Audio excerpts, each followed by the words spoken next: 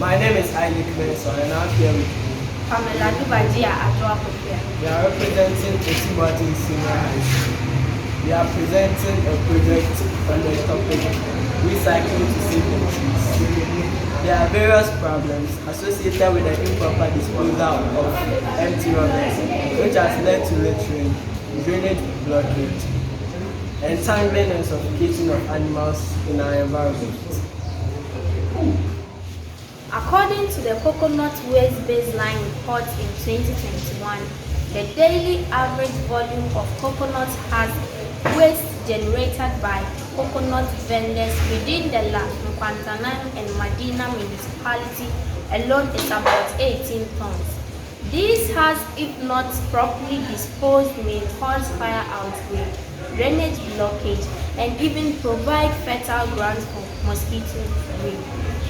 The absence of adequate infrastructure to safely manage waste use plastic bags and coconut husks at our level is a matter of concern. Over the years, several attempts have been made to reduce the amount of plastic waste and coconut husks in our environment through recycling into useful products such as plastic bricks, paving tiles, power roofs, powdered coconut husking, crop production, and many more. However, these attempts in our view are not enough because we still see the waste around us. As young scientists, we want to help in this environmental fight by also bringing on board a security door made mostly from fiber, from coconut husk and empty rubber.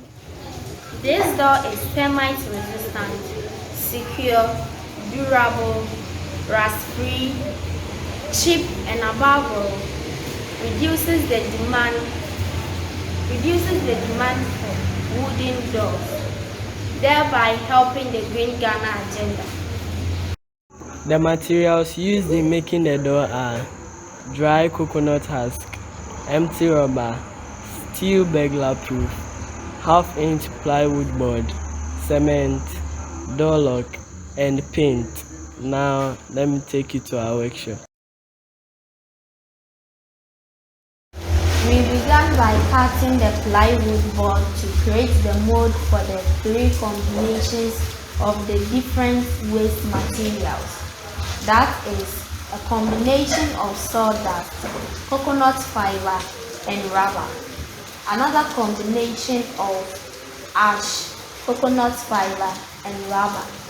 And the final combination of a special waste we have named fructose additive, coconut fiber, and rubber.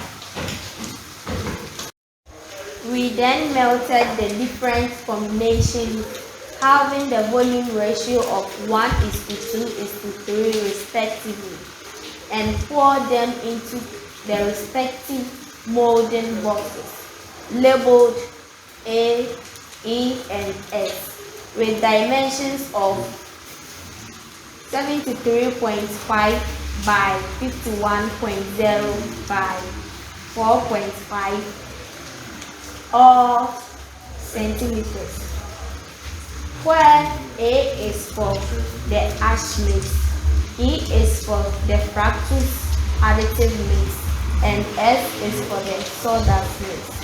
The boxes were allowed to cool and their contents removed for shipping to enable us carry out limiting pressure, density, and shear tests. In finding the density, the team used a ruler to measure the sample dimensions for the volume. The masses were determined using an electronic balance. The limiting pressure was determined using a clamping force.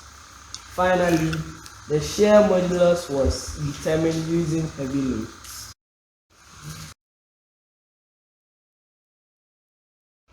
We noticed that sample S recorded the highest limiting pressure in Pascal, followed by sample E, and the least is sample A. Secondly, sample E recorded the highest shear modulus, suggesting that it is the most rigid, followed by sample S. and again sample A being the least rigid. Lastly, sample A was the most dense. Doors are meant to be shut or banged. A material with a higher shear modulus is necessary for its construction. Therefore, sample E is suitable for our door, comparing the shear modulus values to that of a perpendicular grain plywood, according to ResearchGate. Sample E is higher than this material and slightly lower than that of a parallel grain plywood, that is 1670 kilopascal, less than sample E, which is also less than 3320 kilopascal. To mold the door, we constructed a molding box with plywood as a teammate is doing in the video. We created a design which would print a 3D shape in front of the door as shown in the video. Secondly, we mixed concrete and poured it into the box to serve as the negative for the printing as we see in stamps. This was allowed to dry as seen in the video.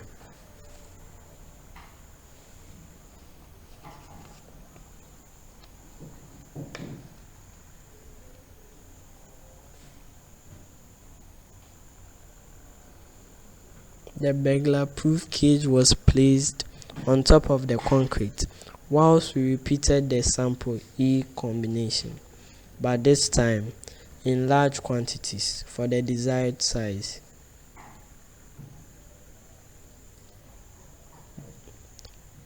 This was poured into the box and covered to allow solidification.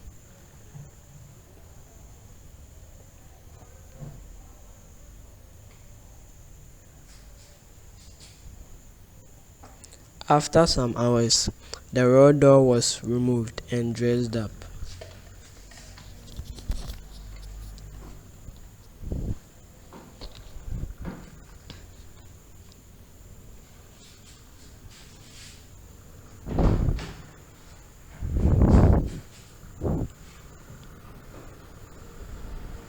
We then applied paint on it to look beautiful, faced it in a frame and laid plastic tiles for it.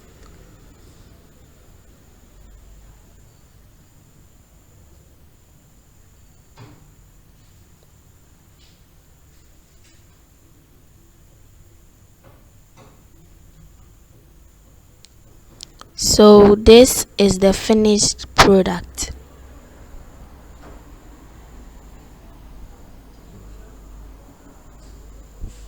Thank you.